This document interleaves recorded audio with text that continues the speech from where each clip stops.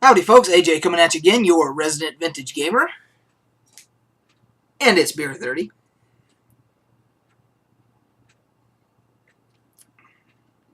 Today's beer is an imported, authentic German Hefe-Weizen.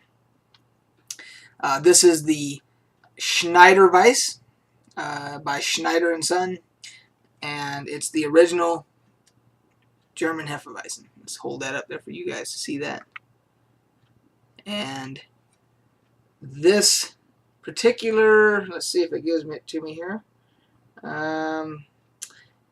have been around. They have been brewing beer since 1872 at this brewery, and this is the real deal.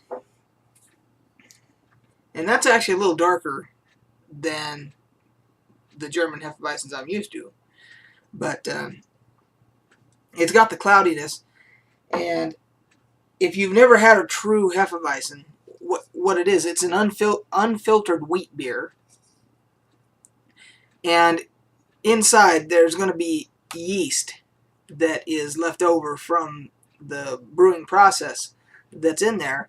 And because it's not filtered, it's still going to be, you're going to have some in the bottle. And what happens is it settles at the bottom.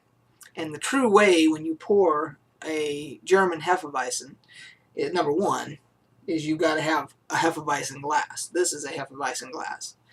And number two is, when you get down towards the bottom, when the liquid's getting towards the bottom of the bottle, you basically set it down and you swirl it on the table, like that.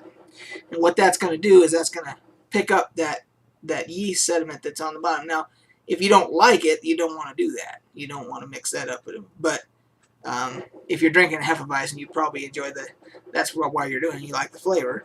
So you do that, and that loosens up the sediment and so forth, and then you pour it in there, and it'll probably be a little even a little cloudier,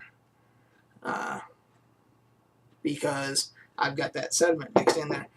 Now I noticed that Budweiser attempted their version of the Hefeweizen. I think it was last year or the year before, and they showed in the commercial, they showed them before they popped the top, so the top's still on the bottle, that they would lay it on its side and roll it to do the same thing with it. But you would never catch a German doing that. A German pops it, pours some, gets to about that much left, swirls, and then pours the rest in. That's just how it's done now. People want to lay it down and roll it. I guess that's up to them. But we'll do it our way. So let's see that now. So anyway, I hope everybody's having this is just going to be a vlog video. Yeah, it's definitely cloudier now. This is just a vlog video. I'm going through a very tough week at work. Our facility is shut down for the week, which is my busiest time. That's when we have to fix it, repair everything, and do it. And so it's the toughest week of the year for me. So that's why I decided I'm just going to have a beer, talk to some people on YouTube, have a conversation about beer and whatnot. And one of the, as far as gaming topics goes, there was a Q&A for EQNext that they have posted a video on their YouTube channel.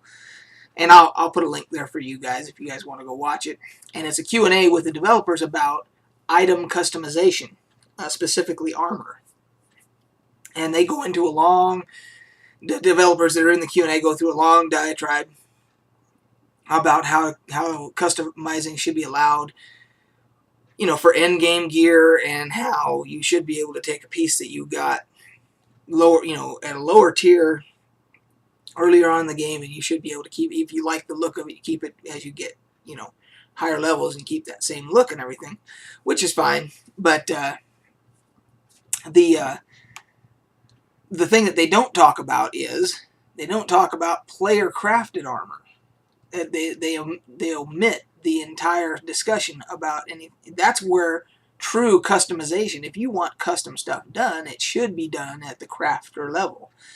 crafters should be, a player should be able to go to somebody that's a blacksmith and say, can you make me armor that has, this type of armor, but I want high fire resist on it, and I want stamina boosted, and so forth. And they would, the player, the blacksmith, the player character that's doing the crafting would adjust, try and get the fire resist higher, get the stamina, and make a custom piece of armor, and then be able to add colors, custom colors to the armor based upon the customer's request. So if you have, each piece has a primary and a secondary color, so you could do red and black armor, let's say, where you could do, let's say it's a 6-piece set or a 7-piece set, you could do, say, 3 pieces with primary black and secondary red, and then if you wanted to really be different, you could do the other pieces in the opposite of those, swap it up, and then you'd have a really unique looking piece of armor with unique stats. That was player crafted. It would have the player's name stamped on it, so that if somebody inspects that person and sees, hey, that guy's got some really cool armor on, takes a look at it, sees that it's got, special stats that have been crafted by the crafter, and he likes the color scheme or whatever, or gives him an idea about him or her about a different color scheme or whatever, and then he or she sees the name of the crafter, they can send a message to the crafter and say, hey, I saw that you made some armor for this other guy. I'd like you to make a set for me. And that is how you create a player economy. That is how a person can make a name for themselves as a crafter, by getting their wares out there, doing a unique, item or whatever. Somebody else sees it, or word of mouth or whatever, and you get a vibrant, player economy that rewards everybody. The crafter feels good about it. The players are walking around thinking, hey, I got a suit of armor that no one else, I don't see anybody else that has a suit like this, with these stats, with these colors or whatever. And it's just better all gameplay. So anyway, on the Q&A, that they didn't discuss player crafting with customization at all. And they did talk about, if an item that a boss drops, a sword they used as an example, they said, well, this player has a sword and they want to walk around with it, so they know that people know that you had to kill that particular dragon to get that sword and everything. But let's say that you level up after that and you want certain stats adjusted. As games are now, you would go to a Reforger. World of Warcraft has them, EverQuest 2 has them, Reforger, but they're NPCs, and you pay. And I know it's a way to take gold out of the economy, but right now, it's a NPC that does the reforging and change. You can say, I want my stamina boosted, and I want to give up, another stat. You have to balance it out. You have to say, I will give up this much stamina to earn this. I'll give up this much of whatever else, intelligence, whatever, some other stat, and I want it in trade. I want higher stamina and everything. Well, what I suggest is that players do that.